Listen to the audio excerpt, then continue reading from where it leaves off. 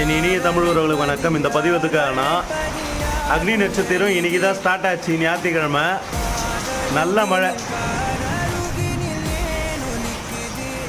சென்னை போரூர் பக்கத்தில் இருக்க பரணிபுத்தூர் ஃபுல்லாக மழை தான், நல்லா பெய்யுது. எந்தெந்த ஏரியாலாம் பெய்யுதுன்னு தெரியல, வெளியில் போனால் தான் தெரியும்.